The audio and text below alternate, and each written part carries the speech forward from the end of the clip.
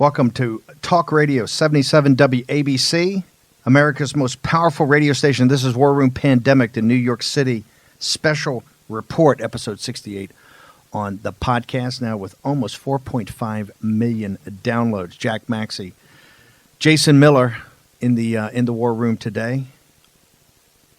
It's the 23rd of March, Monday, another Black Monday on Wall Street. Although our downtick today was only, 500 points at the end of the day, all over. Of course, the Federal Reserve hit with like $2 trillion, right, in liquidity. So it was another brutal day on Wall Street, Monday, the 23rd of May. Year of our Lord 2020. We're going to get on, hopefully momentarily, working out the logistics right now. Bernie Kerik, the former New York City police commissioner under Mayor Giuliani. The host of a new podcast is coming up in a couple of days. We want to get all that. So much going on. Okay, in the War Room Pandemic, what we try to do is to make sure we get the pandemic right, the economic crisis right, the financial crisis triggered by that, to make sure we've got all that. Now the political and the geopolitical. So we've got 5 vectors, the first 3, one after the other. Pandemic first, triggered a economic crisis, triggered a financial crisis. Before we get Bernie Kerik, we're still trying to work out the logistics there. I want to go to Washington, D.C. Absolute chaos today. And here's what can't continue to happen, Jason. And that's what I do not understand. We have a crushing economic crisis here caused by the pandemic, and that is the entire, hotel business, the restaurant business, all this service economy that's been built up around our great economy under President Trump. But that is crashing down as these cities go to lockdown, particularly someplace like New York City, which is, I think, increasingly going to a hard lockdown and maybe even potentially a quarantine at some time, maybe in the future. Tim Mnuchin works all weekend, Secretary of the Treasury, with Mitch McConnell, with Schumer, with their staffs. He's on TV. They're talking about the details. There's a bit in the ass there between Schumer's got more things they're working on with for the workers. McConnell's got more things for the corporations. We had Mike Braun on the morning show. He says, hey, there's a separation. We're trying to work it out. McConnell puts up a bill yesterday, an absolute airball, a brick. Does not even get out of a cloture vote. It doesn't come close, 47 votes. Puts another one up today. And they talk about these working groups they have. The working groups, and the whole point of this bill is to get a cash infusion, into the system. Is Bernie on? Yep, I believe we have Bernie on. Bernie, can you hear us? Yes, I can. Okay. We're honored to introduce Bernie Kerik, the former police commissioner under Mayor Giuliani. And has a podcast that premieres on Wednesday. You don't want to miss Reality Unmasked. I don't know if I want to see Reality Unmasked. This reality, I like having masks. Reality Unmasked with John Cardillo, which is fantastic. So Bernie Kerik and John Cardillo, that ought to be one. I can't wait to listen to that. Bernie, thank you very much for joining us today on 77 WABC. Thank you. Bernie, one of the reasons why we wanted to have you on here is you played such a pivotal role on 9/11 with the command center and working with Mayor Giuliani and really helping not just New York City but the entire nation through such a terrible terrorist attack. We're now at this in a very similar fashion. We're under attack as a nation against this hidden virus, this invisible virus, as President Trump calls it. Take us inside the command center on 9/11, and what is this like as we start marshaling the resources and bringing together all these decisions into one room, and what might that look like now under Mayor DeBlasio? Well, look, I can't say exactly what it looks like under Mayor DeBlasio, and I'll give you 2 reasons why. One, I don't think he's doing that great of a job, and 2, I think the majority of the command structure should be at the governor's level, and that would be Governor Cuomo. And I will say that Governor Cuomo, by all appearances, in my opinion, has been doing a fairly decent job. The command structure on 9/11 was basically that Rudy Giuliani was in charge. It was an attack on New York City. For us, the Office of Emergency Management was activated, and that basically means that every city agency, every commissioner, every director, every direct report to the mayor had to be all hands on deck pretty much 24 hours a day. But if you remember during those times, the mayor and I held a press conference starting around 7 or 8 in the morning. There was another at 11 or 12. There was another at 4. And there was another later at night around 7 or 8, 4 times a day, usually 4, sometimes 3. But every single time you saw us appear at a press conference, what you did not see was that for the hour before that, the mayor's entire executive staff, along with Governor Pataki or Governor Pataki's representatives, all went into one room. We went around that table, and we basically addressed every issue that was on hand at that time every single day. So if you needed body bags to the morgue, who was going to get them? Where were they coming from? Who was going to transport them? Who was responsible for getting them there?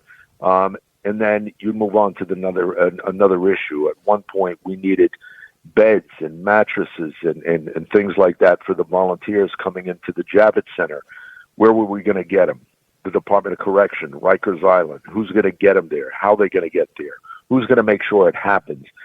At the next meeting, 4 hours later, did we get the beds? Did we get the body bags? Did we get the milk off of the George Washington Bridge? Tractor trailer loads of milk that had to get to Southern Manhattan. Did we get that done? And if we didn't get it done, the mayor wanted to know why. And you created this constant net of accountability, of internal management, and that's the way these things should run. That's how you make sure things are getting done. That's how you make sure you're holding accountable the managers, the commissioners, the directors to get things done. And I can't say exactly how the governor's running his operation, but I can say that at his press conferences, he addresses the various things that he's doing, what it looks like, what's about to come, and he goes back and talks about some of the things that they've done already. So he may be following suit with Mayor Giuliani's management style, but I will tell you, in all of the things I've seen, all of the crises nationally, whether it was Katrina or some of these viruses or whatever the case may be, and I'm not saying this, I'm not blowing smoke, I'm not saying it because it was us. I've never seen a management team, a structure put together that was as aggressive and successful and on top of things as I did under Giuliani. And that's my own personal opinion based on what I know and what I've seen. So Bernie, having worked for Mayor Giuliani on his presidential race in 2008, I have an understanding of the high standards that he sets, how he pushes you to get it done, and very much how President Trump wants it done in Trump time. Mayor Giuliani is the same way. He wants it done yesterday, and he wants it done perfectly. Here's what I want to know from you. What would your decision tree look like as far as prioritizing all of these different requests? You talked about just the multitude of variables that would get thrown at you. How would you go through and how would you use, whether it be a CompStat program or other metrics in the city? What would rank as the urgent, immediate priority, and what things would fall in your quadrants 3 or 4 that you can get to later? How would you decide all that? Well, I think, look, it's the process itself. What you're saying, CompStat, this is all about data, right? You're collecting data. You're collecting real-time data. What's the most important issues, right? In the city today, the schools. What are you doing about the schools? What are you doing about the health issues? What are you doing about especially this issue? This is one of the most important issues. How are you taking care of the first responders? Mm-hmm. Because when all else fails, no matter what's going on in the city, the people that's left out there doing the job is the first responders, the firemen, the police officers, the EMS workers, the hospital personnel. What are you doing to get them protected? What are you doing to get them the resources they need to do the job? And make sure 100% that they're going to be supported and indemnified if they get sick. We went through this problem in the aftermath of 9/11, where we actually had members of Congress that would not support the members of the NYPD that got cancer as a result of being down there on 9/11. So in this case, one of the first and foremost things has to be done is that the mayor has to take care of the first responders.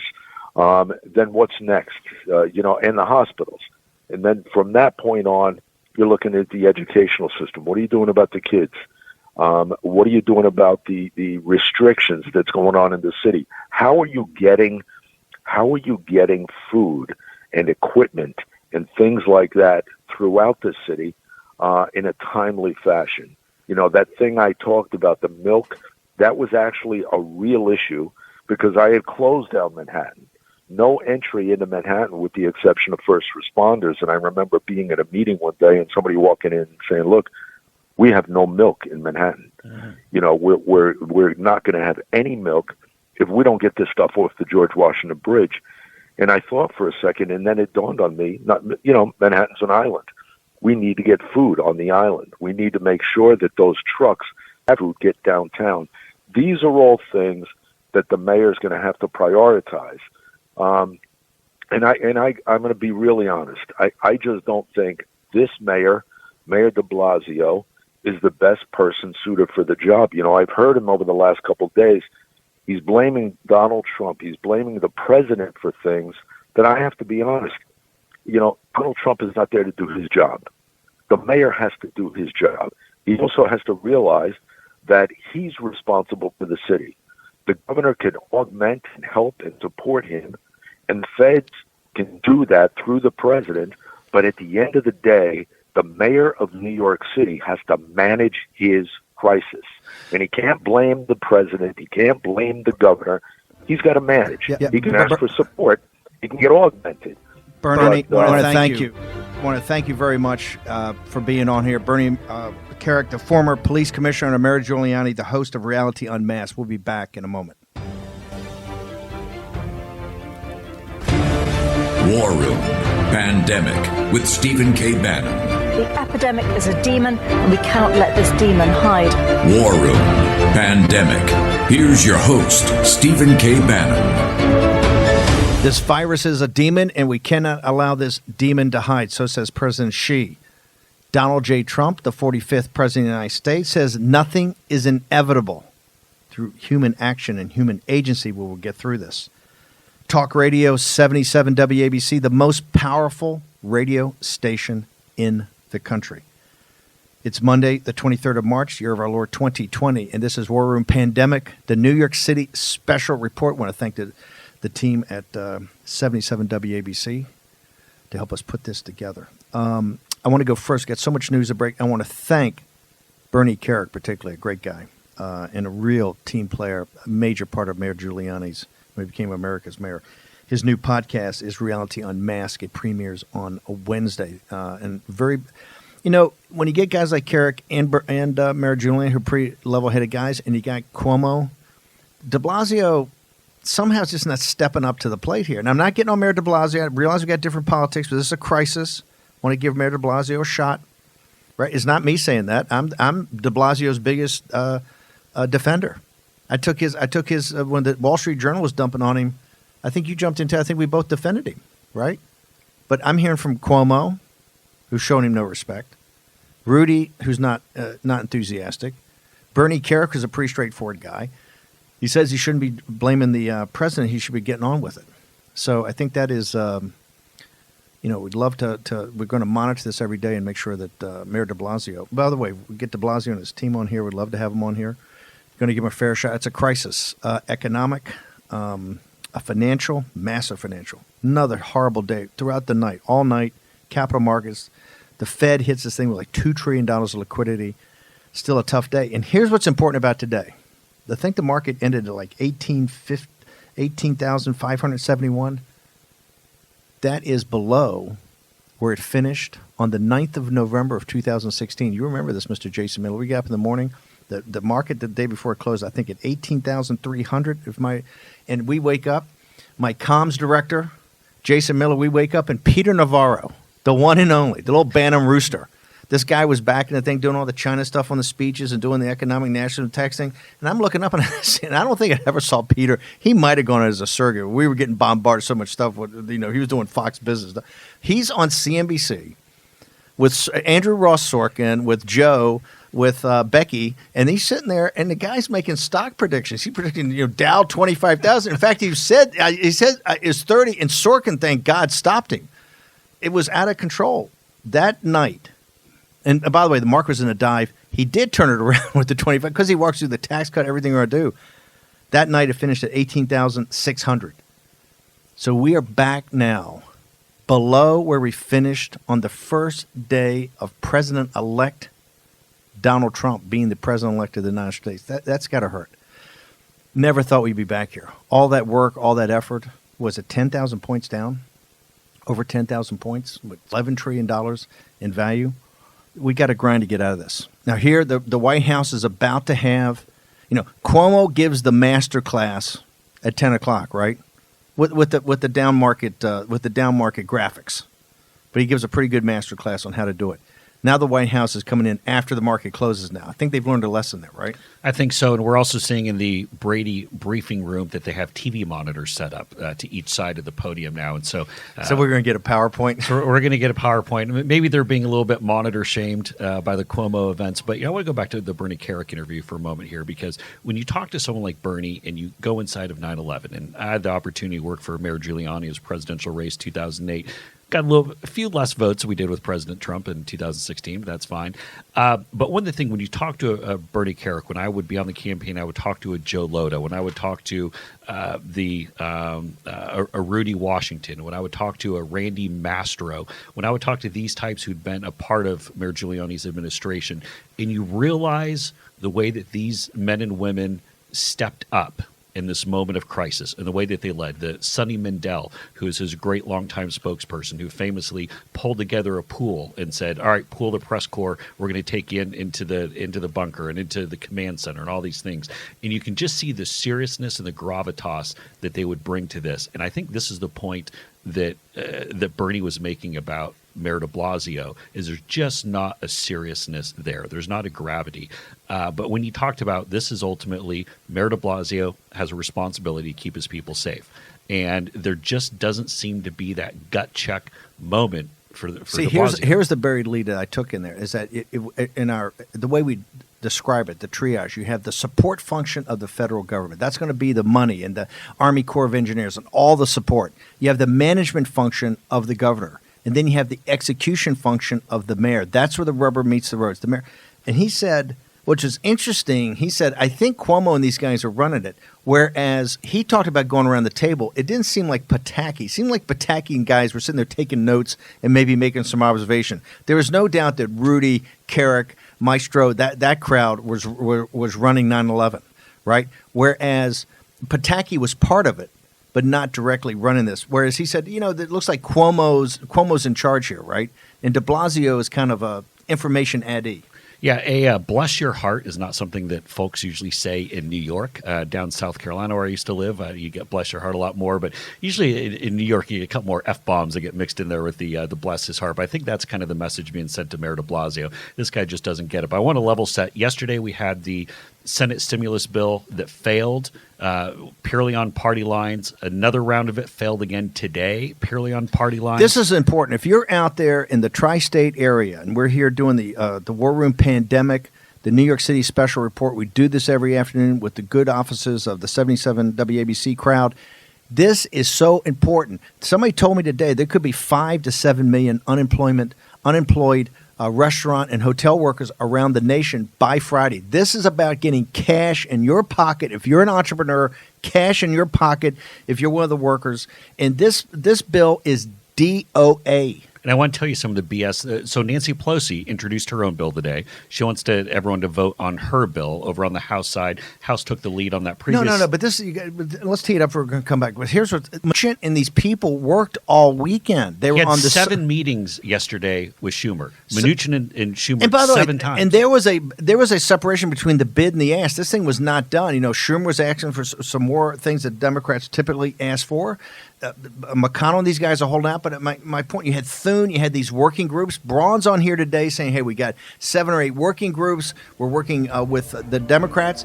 Today, Nancy Pelosi drops a bomb, 1,100-page bill they've been working on for weeks. Okay, War Room Pandemic. We're going to take a short commercial break. We'll be back. Jack Maxey, Jason Miller, Stephen K. Bannon. We'll return back to the War Room in just a moment.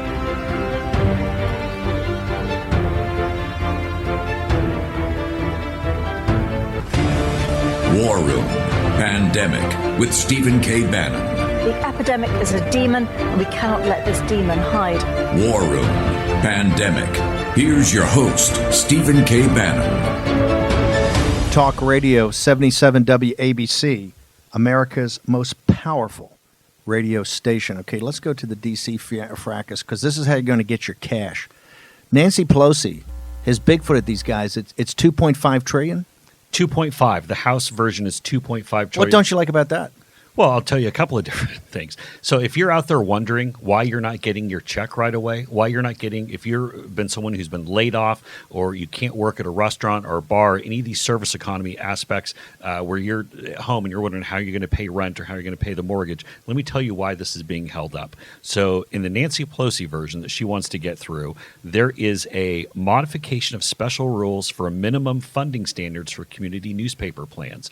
In other words, community newspaper retirement accounts. Okay, that's one of the items.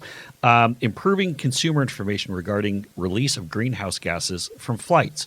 So apparently, it's really important to make sure that we're not having any carbon emissions coming from airplanes that, by the way, aren't going to be taking anybody to anywhere because nobody has any money to and there's no commerce or business. But hey, let's go and make sure that we have this. I mean, this is like AOC could They're putting the Green New Deal stuff in here? They're putting this, it's like this quasi-Green New Deal stuff.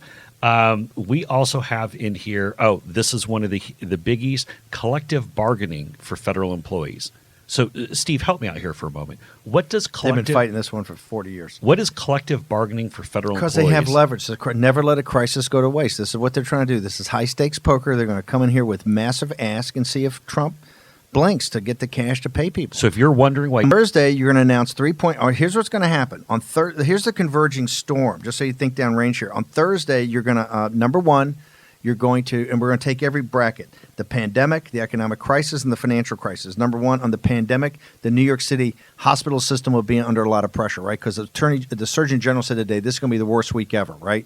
Number two, on the economic side, you're going to announce 3.5 million unemployment insurance filled out last week, right? Plus, they're going to announce the next day is going to be another 7 million guys in the hotel and food services industry.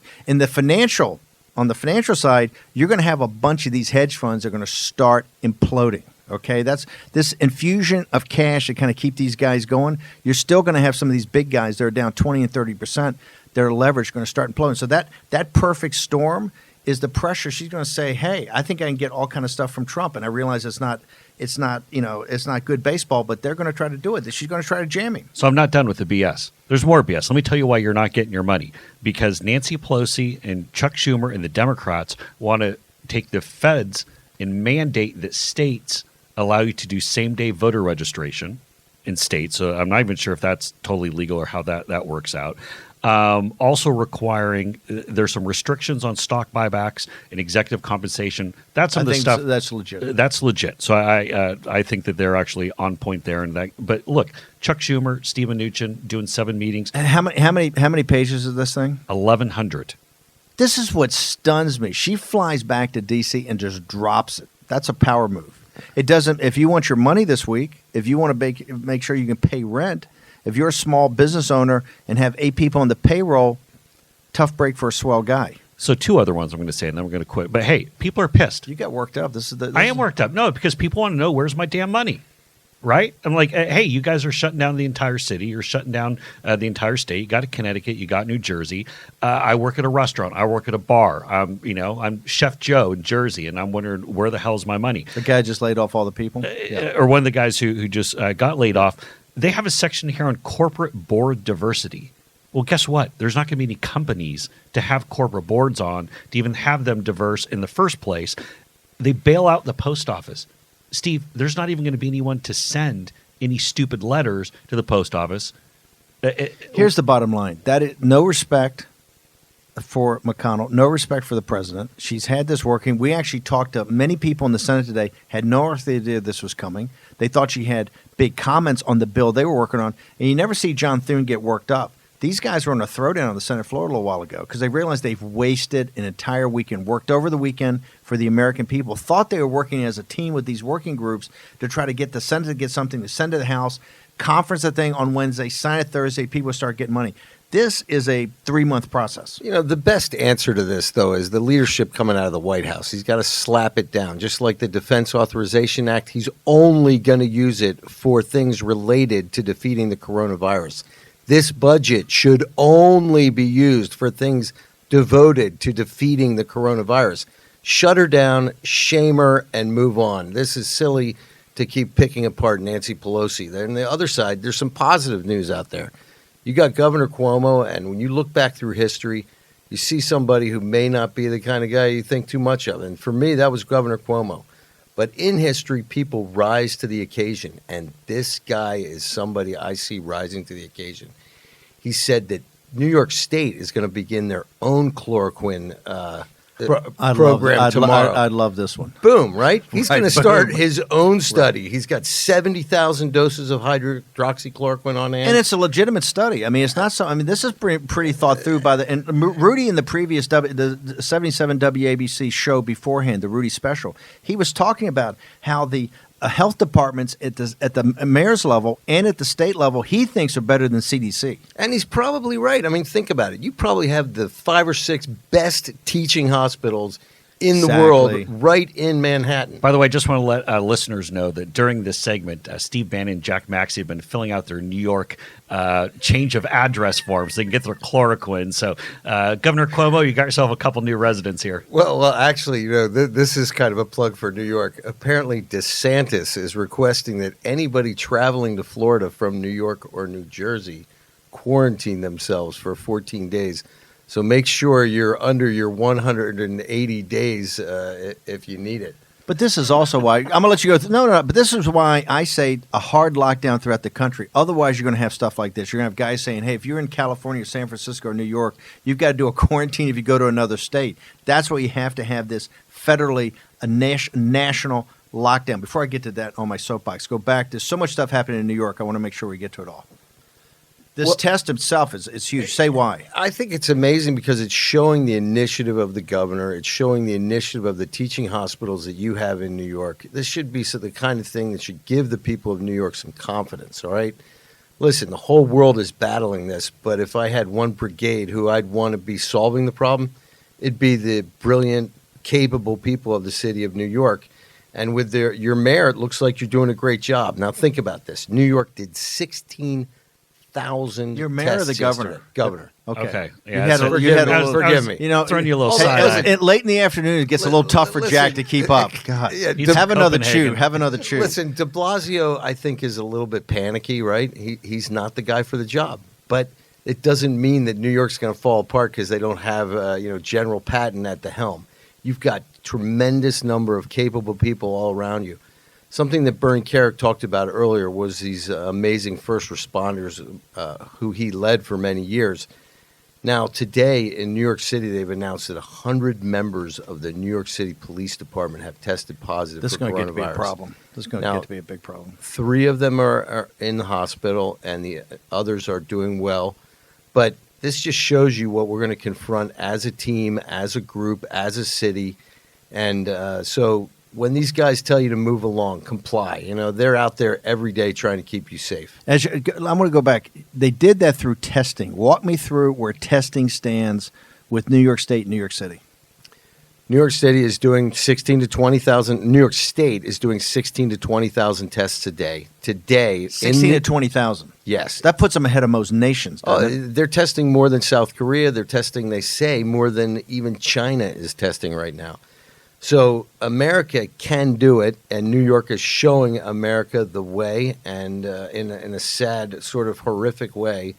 If we could have one city to be tested first in this country, I'm glad that it's New York, because you're going to give the rest of this nation a lot of heart and skill sets. Let's go to the activity that the Army Corps of Engineers and others, as people are coming in. You know, Peter Navarro's working on stuff with the governor, but you've got these field hospitals. Talk about the Javits Center as a field hospital. Army Corps of Engineer has brought in 4 field hospitals, equivalent of 250 beds each. They're turning the Javits Center into basically a large mass unit for the city of New York. And we'll put this up on our website. There was a great analysis of how the Army Corps of Engineers comes in and works with the governor of New York to identify surge capacity locations, work with local contractors to figure out best ways to conform these to hospital use. They're working with FEMA. Apparently, the way that they're going to do it, we identify a say hotel. It's got 100 rooms. Each room is outfitted exactly the same way. So we bring in the bed, we bring in a certain number of PPEs, et cetera, et cetera. These guys are squared away, and I think that New York should have some confidence about the way this is going. Also, the one By thing the way, that, I want to say hashtag War Room Pandemic. That's how you become part of the show. Give us your observations, your criticisms, but particularly news and analysis you have, any kind of video clips, anything you've got, we want to see. And the one thing that everybody should also remember, and we've seen this with a lot of our contacts, there are companies around this country who are reaching out to Mayor DeBlasio, reaching out to Governor Cuomo, reaching out to the President of the United States. By reaching out to us, we've got a couple I don't want to mention right now to confirm, but people are coming to us to say, hey, how do we help the people in New York? How do we help the citizens in New York? How do we help the mayor? How do we help the governor? We got masks, we got this, and we're trying to turn it all over so it gets streamlined. But the people in New York City should know there are a lot of folks out there, companies, except when they hear that you need PPE, that you need masks, you need gloves. There's a lot of people out there that are coming to the sound of the guns here. I mean, one of these days we'll get to it, but we've got emails that literally would bring tears to your eyes. Average Americans ready to, go all hands on deck and kick some ass. And this is what we're going to do, and this is what New York is going to do because there's no other choice. Okay, I want to turn back to Jason, to you. How does the president, what's he going to walk through today? And particularly, this is the key point for people in New York City right now, the stability of the capital markets, right? Because New York City is the world headquarters of the global capital markets. New York City is the most important city in the country and the most important city of the world. It's the railhead of this amazingly complex system we have for capital markets that allows companies to be financed, governments to be financed, people to be financed.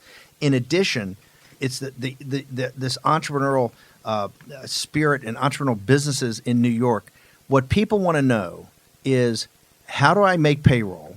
How do I get a paycheck? And how are these markets stop shredding value every day? So what does Trump have to say today? Today's the futures market's going to be looking at him because this is at the market. What do you think the president has to do and come forward today, given and I think it's an embarrassing fiasco, and I'm not blaming him. I don't know what the miscommunication was, but I just can't imagine that in this crisis that Nancy Pelosi and her staff, right, decided to write an 1,100-page bill, and you know how complicated this is. Every page of that bill is negotiated, right?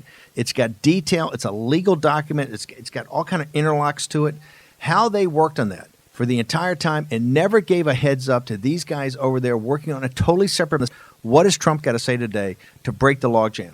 I think President Trump has to come out here and say that we would have had this done. We would have had it signed. I want to get these checks to you, but Nancy Pelosi and Chuck Schumer and the Democrats are deciding to hold this up. They, rather than getting checks to people, they want solar panels. Rather than being able to keep these businesses afloat, they want to go and bail out the post office. Rather than go and making sure the airlines don't go under, they want to make sure that we're going to have green new jets.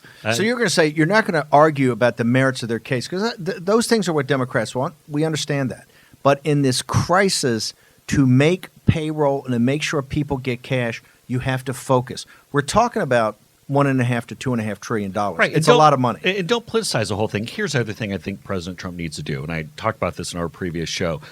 I think that the direction that was leaked out to Paul Bedard in the Washington Examiner on Friday about a 2-week shutdown is the right direction towards going. I actually think that we should have a 4-week, a 30-day shutdown. You think a 30-day to save America? In fact, I would literally call it 30 days to save America. Call on all patriots around the country to channel their inner patriot and their inner American and say, you know what, this is going to suck for 30 days. There's just no way to explain it. But that, combined with the Senate and the House finally passing this, we can get cash into people's hands to make sure that people can actually put food on the table, can make their rent or their mortgage payment. But we have to go. It's not enough to try to flatten out this curve. All that does, guys, is prolong our pain here and make sure the hospitals don't go overflow, but it prolongs things. We need, Steve, as you said on Maria Bartiromo yesterday, we need to take a hammer and smash the curve. We look at the way that China is bouncing back now. That's because they went and got draconian, and they dropped the hammer and did this right away. We need 30 days to save America. Fantastic. The president tweet. Read this tweet about the Asian Americans. The president just tweeted because I got to make a special comment about this. This has got me worked up. Yeah, so the president just tweeted out here 2 tweets. It is very important that we totally protect our Asian American community in the U.S. and around the world. They're amazing people, and the spreading of the virus is not their fault in any way, shape, or form. They're working closely with us to get rid of it. We will prevail together. It's not Chinese virus. It's CCP virus. This was the Chinese Communist Party. They're the enemy of the Chinese people, and they're the enemy of humankind. Okay? That it's the CCP virus. We've got to stop calling it the Chinese virus. The Chinese are the most decent, hardworking people on the face of the earth, or among the most decent. Okay, War Room Pandemic, New York City Special Report, Jack Maxey, Jason Miller, Stephen K. Bannon. We're going to return with Raheem Kassam in just a second.